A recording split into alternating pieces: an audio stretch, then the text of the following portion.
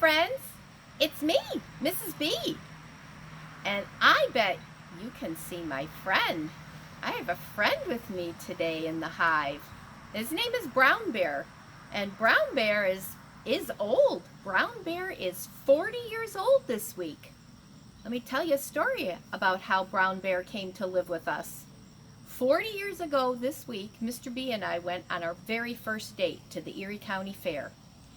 And when we got there, it was by all the games. And he turned to me and said, "Go ahead, I'll win you whatever you want."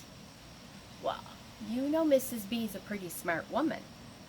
So I was a pretty smart girl 40 years ago, and I looked for the biggest thing I could see and thought, there's no way he can win me this bear.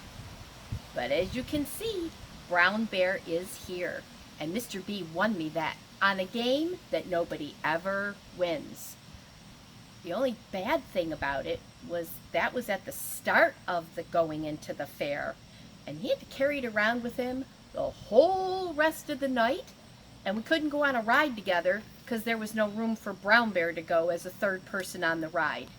We got a lot of looks, we got a lot of laughs, and Brown Bear has been with us ever since.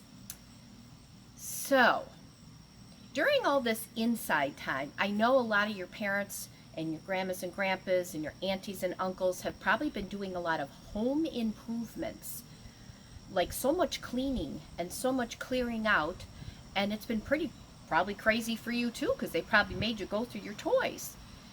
Well, we just didn't have any opportunity to do that until just this last week.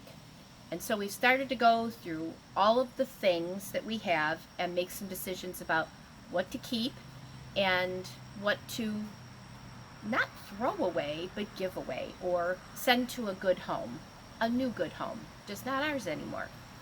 And so Brown Bear is going to be one of those things.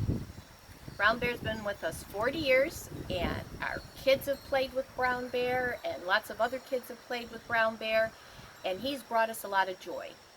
And we stayed the course 40 years. Mr. B and I stayed the course 40 years together, and so there's a lot to be said for staying the course. But then there's also something to be said for giving up some stuff and deciding that it's time to move on. The story today is Jesus and a woman who's called a Canaanite woman. And once again, here's Jesus talking to a woman. That was not what you were supposed to do back then. And she was a woman not from his land. And that was also a big no-no.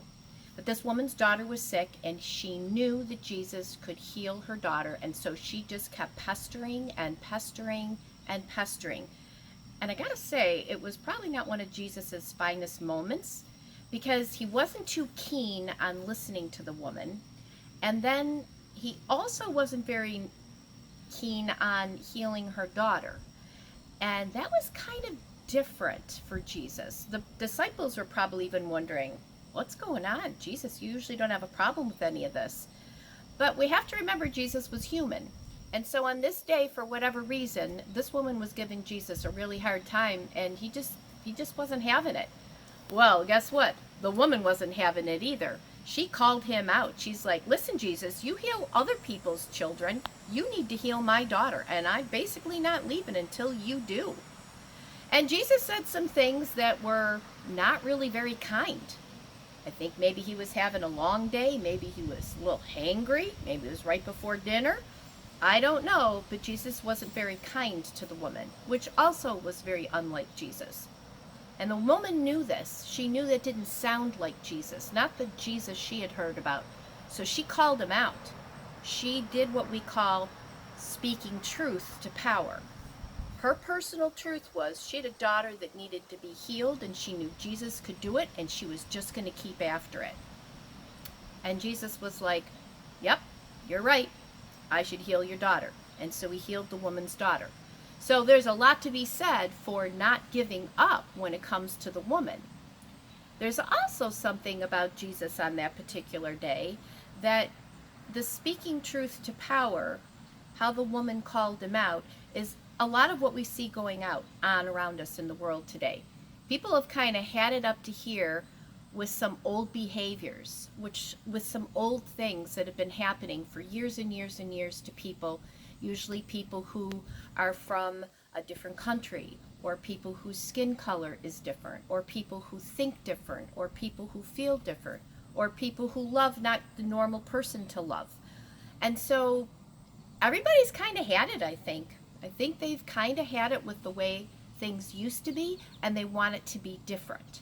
So, like the woman decided she wanted her daughter healed and she needed to have a strong voice, we have some people in our world today who are picking up signs and sitting down with people who have the power and saying, enough is enough. We need to make some changes.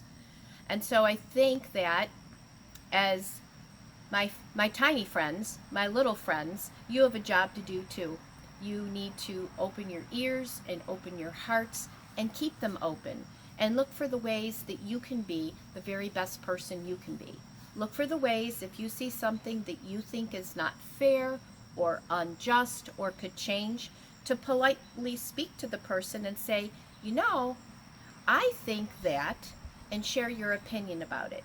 Because that's what we all have to do. We all have to learn to speak truth to power. We have to set aside our privilege, and we have to be brave. Jesus kind of had a talking to that day by a lady. That lady wasn't going to give up, and sometimes it's a really, really good thing to not give up. So Mr. B and I have not given up. 40 years of knowing each other, we've not given up. And we love Brown Bear, but it's kind of time for Brown Bear to go to a new home. Let's say a prayer.